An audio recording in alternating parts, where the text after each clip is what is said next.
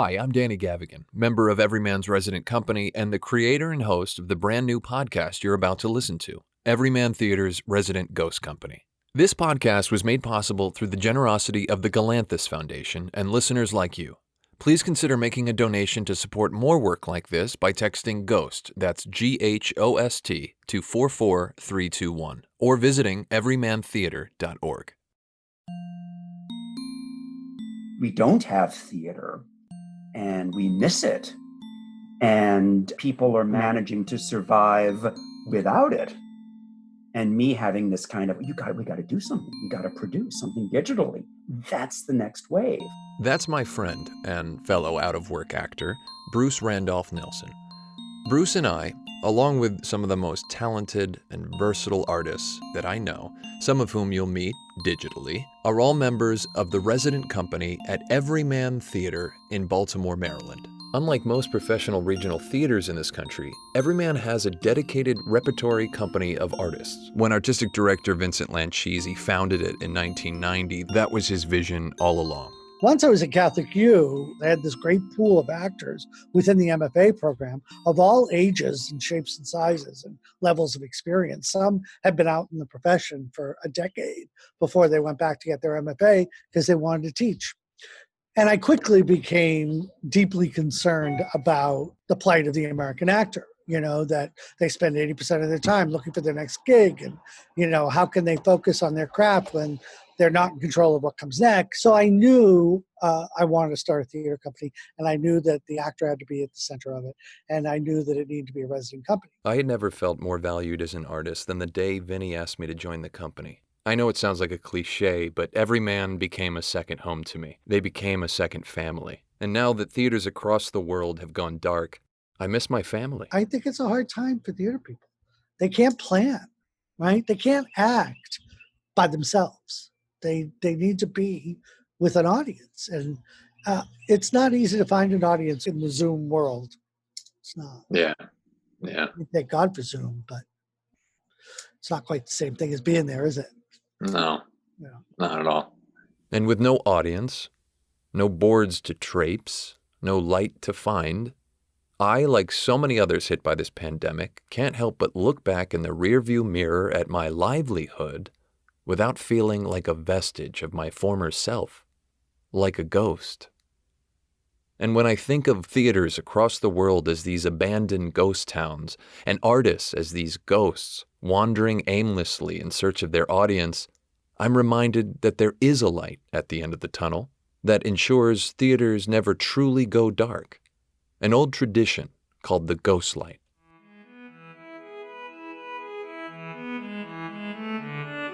A ghost light is simply an exposed bulb on a portable light stand left center stage to illuminate the theater when no one's there. Some say the tradition began in the days of gaslit theaters, when dim gas lights were left burning to relieve pressure on the gas valves. I've heard that a ghost light is there to provide light so that ghosts can perform when we're not in the building, so they won't be alone.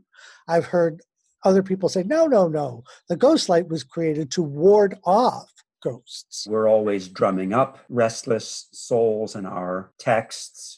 And, your Shakespeare's full of deaths. So souls are traipsing around. You don't want to upset them. Here's a light to keep them seeing what's going on. But Ghostlight, I've always loved the tradition. Actor and fellow company member Helen Hedman. If you think of an older theater, like Everyman, or I can think of so many theaters where I've worked. Olney, of course, in the old barn-like theater with the peach baskets for the lights. That looked great with the ghost light because there were ghosts. There are really ghosts there. No doubt about that. Many people in different theaters all over the world believe that there is a ghost in their theater. It's not at all unusual. It shows up in classic plays. It shows up all over the place. The list of haunted theaters across the world goes on and on. One of the most famous on that list is the Palace Theatre in London. They actually have 2 seats in the balcony that they're bolted open for the 2 ghosts that live there so that they'll always be able to see the play. And the Palace Theatre maintained that age-old tradition of never selling those seats. up until 2016 when Harry Potter and the Cursed Child came to town. Then those ghosts had to get a ticket just like everybody else. If you are making a little pool of light to protect you from the ghosts, that's great, but you're also acknowledging the ghosts while you're there. And I see it now as a welcoming of ghosts. I didn't when I was younger, but I do now. That this is your time, this is your space. You give it back over to them. So I do have this feeling of opening yourself and opening your heart and opening your being to whatever is out there, which is what any actor would do anyway for a role. Or, for that matter, what any audience member, like you, would do for an actor. Open your heart, open your being to whatever is out there. That's why I think theaters are full of ghosts. Even brand new spaces can draw in ghosts. Resident acting company member Beth Hilton. Because if you think that energetically, spiritually, what you are doing, I believe the work of an artist, all that work that you do is in order to lay aside the ego to become a vessel for the other, to let the divine move through you in order to tell the story. The story moves through you in order to reach other people. I think there's a lot of residual energy, and I think it echoes. Longtime member of the resident acting company, Deborah Hazlett. And I think certain people have more access to that around them, a stronger intuitive sense. And I think a lot of actors and artists in general probably fall into that population. For the most part, I see stuff. I don't really hear. I have a pretty strong history actually with ghosts and paranormal activity and encounters, and I don't know why. That's Paige Hernandez, actor, director, and now associate artistic director of Everyman Theater. But I get visits a lot. I get visits from family members as well as complete strangers. I also get visions. Longtime resident stage manager and now Everyman's director of production, Mandy Hall. Yes, I've had multiple.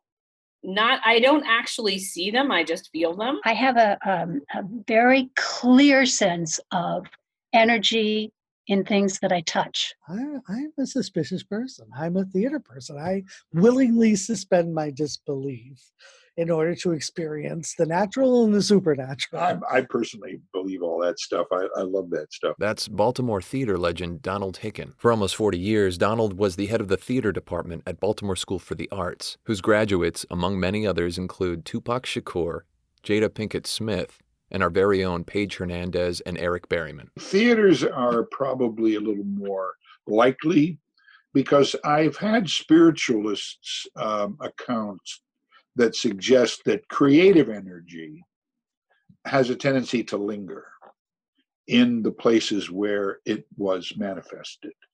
And creative energy transcends time. Great art is timeless.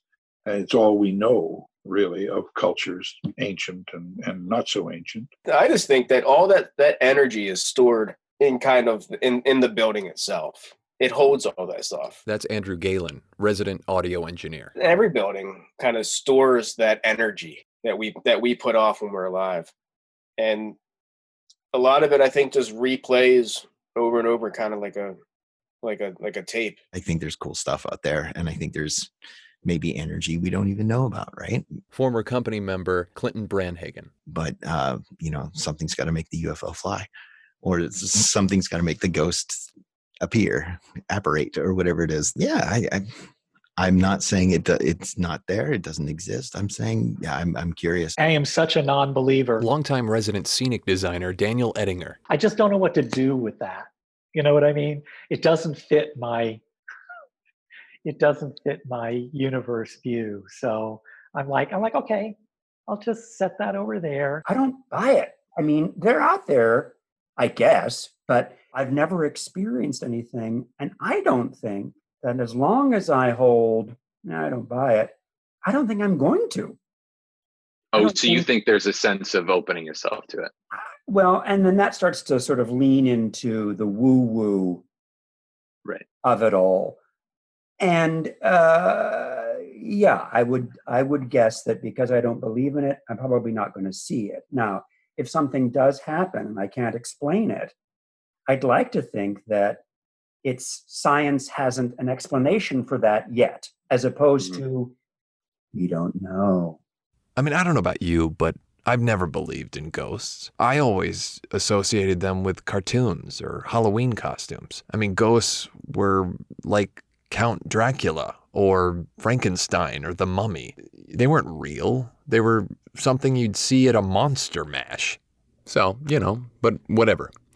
And then in 2014, in my first show as a company member with Everyman, I had an experience backstage that had a profound impact on me in that it was as undeniable as I had always thought implausible.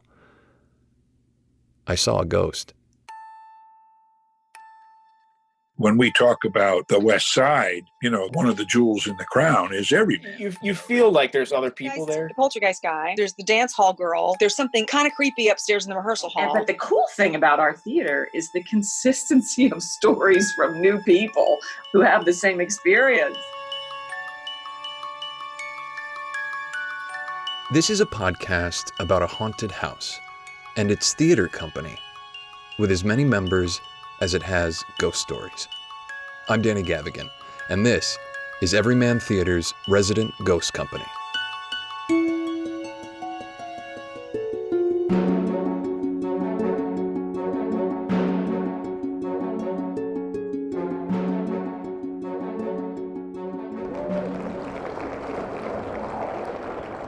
It's the fall of 2014, and I'm in my third show at Everyman, my first as a company member. The year before, Everyman had just cut the ribbon on its newly renovated location, a 100-year-old building in West Baltimore. Hello, everybody. I'm Mark Beachy with the Maryland Theater Guide, broadcasting to you live from the new location of the Everyman Theater at 315 West Fayette Street in Baltimore. As you know, the Everyman Theater has been around quite a while, but now they're in a new location, which is absolutely beautiful, and we are covering the ribbon cutting ceremony. I remember when it was the Town Theater, I believe. I used to come to the movies there, but y'all did a spectacular job at redoing it. Everything looks up to date. Thank you very much for your So time. this building really interested me. They didn't know what to do with it. 1911, it was a vaudeville house, right, called the Empire. And it was out for 20 years until 1935. And then in 35, it got switched from the Empire to the Palace, a burlesque house. And it was that for about 5 years. I guess it got a little too burlesque, and the Palace got shut down. And then it was empty, and they blasted out. I mean, there are beautiful photographs of this building, stunning. 2 balconies, 1,750 seats, 60-foot high ceiling. This was a gorgeous, beautiful building. And they blasted out all the levels, and they put an indoor parking garage there. Then World War II happened, right? And then they blasted those floors out again. Then it became the Town Theater, completely renovated into a 750-seat first-run movie house. And it opened on Christmas Day, 1945, after the war, with It's a Wonderful Life. And Jimmy Stewart and Frank Capra came down on Christmas Day to open the theater, right here in Baltimore. It was unbelievable. And no, unfortunately, Jimmy Stewart was not the ghost that I saw. So it was that all the way up until 1990. And in 1990, ironically, was the year that Everyman was founded. So we're coming up on our 30th anniversary season. I was completely oblivious to the building's rich history and the rite of passage it had in store for me backstage in my first show as company member.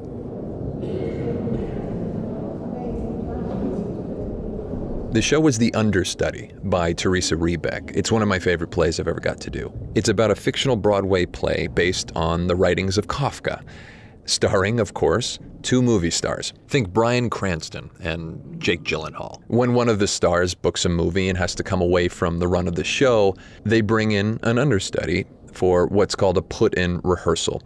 It's very meta-theatrical and satirical and really funny and surprisingly poignant and moving. And the cast is only 3 characters. It's the stage manager, played by Beth Hilton. When I was little, like I remember being like, when I grow up, I want to be magic. And if I can't be magic, I want to be an actor.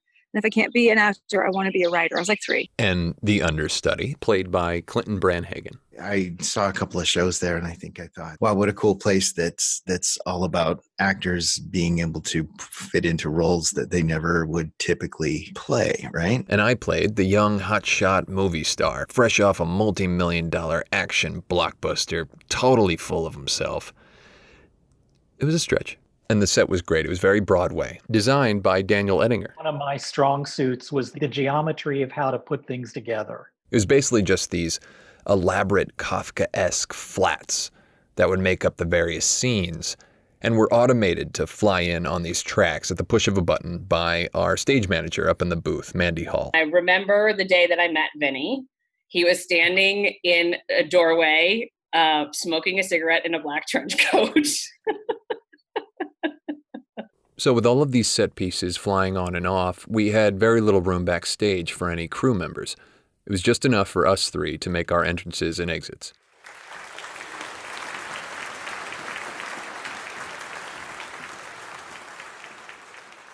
The play begins with a ghost light, eerily illuminating the empty space. Clint, the understudy, runs on with a prop gun he's grabbed from the wings and monologues to the audience about how bitter he is to be an out-of-work actor, classically trained, while all of these talentless movie stars are making millions of dollars. Then I make my entrance as the movie star from the house in the audience, and I catch Clint waving a gun around, talking to himself. He gets embarrassed and runs off. At which point, Beth comes on as the stage manager, wondering where the hell the understudy is. So I tell her I think I know, and I go off to find him. Now, I know it's not long before I have to come on again, so I kind of hang out in this narrow space behind one of the flats, upstage left, listening in to Beth on stage, having a conversation with the imaginary assistant named Laura up in the booth. Now, a little sidebar.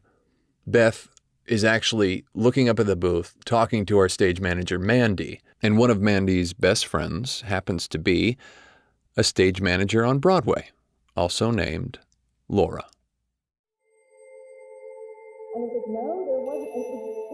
I'm backstage, left. There are 2 panels on either side of me. It's a tight space. There's the exit door to the scene shop immediately to my left, and I'm listening to Beth on my right on stage for my cue. I'm trying my best to stay in character, give myself over to the present moment, and I feel the presence of somebody behind me to my left. And as I turn, under the green glow of the exit sign is the silhouette of a man in a suit, a white suit. Is he wearing a hat? He's got his back up against the wall, and he's looking downstage, not at me, but off, as though he wants to give me his profile. But I can't make it out, it's too dark. That's Clint messing with me, and I whisper to him, "Come on, man, stop." And I immediately shift my attention back to the stage. When I hear Clint on stage.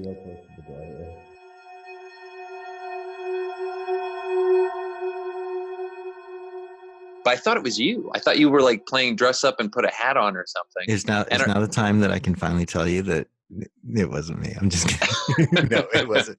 No, because immediately I was just like, dude, it's not fucking with me. That's what my thought process, because I need to focus. And so I turn away to the stage. I hear your voice on stage talking to Beth. And then I turn around and he's completely gone. Oh, nobody was there. It was so vivid, dude. And I've heard so many of these stories. I never believed in any of this shit. I never did. And then it wasn't until a few days later that I remembered that, because it was at the top of the show. You know, you go into a performance, you forget that I asked Mandy and Beth, because they were talking about ghosts. Do you remember this? Oh, uh-huh. And you immediately like jumped to it. You said, was it the guy in the, I think you said that, was it the guy in the white suit? Shirt. Yes. Yeah. And you said upstage left, where I saw him. Oh yes, that's what a lot of people have. Upstage left has been upstage left, and like back by the prop kitchen. Lots of things have happened up there for people. I mean, you've seen something. Mandy's seen something. Mandy sees everything. Yeah. Everybody else? Even I saw, we call him the gray gentleman or the gentleman in the gray suit. I thought there was somebody in a white suit.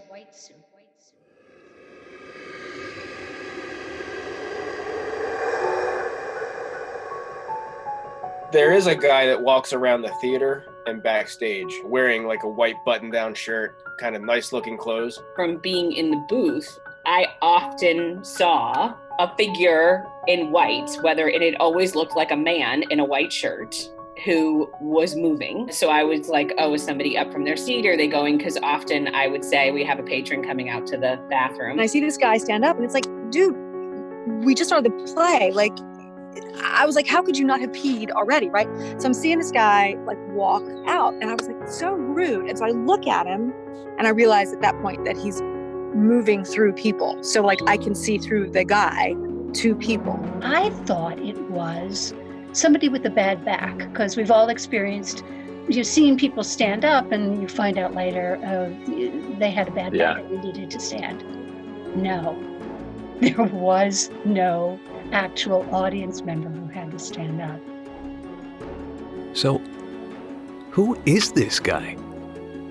How many more of him are there? How big is this company of ghosts? And what is up with this theater? Everyman Theater's resident ghost company is written, produced, edited, and hosted by me, Danny Gavigan, with music by Kai Engel, Daniel Birch, Chad Crouch, and Circus Homunculus, courtesy of freemusicarchive.org. Your support makes every episode possible. Visit everymantheater.org to check out our incredible 30th anniversary season and to make a donation today. Or text GHOST, G-H-O-S-T, to 44321. Every donation, no matter the size, makes a difference. Coming up on Resident Ghost Company. Did you know that there was a murder in your building long time ago? I was like, what are you talking about? That's crazy. I was in the dressing room by myself, and Beth's cell phone flew across the room and landed on the floor. Right before I entered into a scene with Bruce, I was stage left, and from the top of my head to my toes went absolutely ice cold. I think it was Clint and a couple of us back in the old space went into the basement one night. And I see this scarecrow, and it's like 7 feet tall. It's really, really big, and it's dressed like the ghost of Christmas Future. And then all of a sudden, I got this like wash of like, get away from here. This is not yours. And I never went near it again. It's like, but Vivian's sitting right here next to me in this scene. How can her ghost be? I don't know, but I saw her. I mean, watch anything Bruce does, right? And it's completely different than the last thing. There's always Bruce, but there's always like, this is like, where does this come from? And it was a tryout. Baltimore was a huge tryout town. Who knew that? Lillian Hellman insisted that all of her plays premiere in Baltimore. And everyone knows, growing up in Baltimore in the Black community, Lexington Market's connection to the slave trade. We'd been together quite a while, and Terry was like, I need to get out of New York, and I'd like to die in an apartment that had a bedroom in it. And I thought to myself, well, how come I never got that? Because I miss my mom too, And then I realized all those times when someone was sitting next to me on that bed, it was her, but she didn't want to scare me. And these places don't close. So a lot of students are dealing with, do they feel and sense their relatives from these places? Because so many of them just lost siblings. Life, if we're careful, will provide us with all the lessons that we need. I mean, like everything else that I was supposed to do got canceled as well. So I'm just kind of like, it's out of my control, right? It's completely out of my control. So yeah. How are things with Everyman?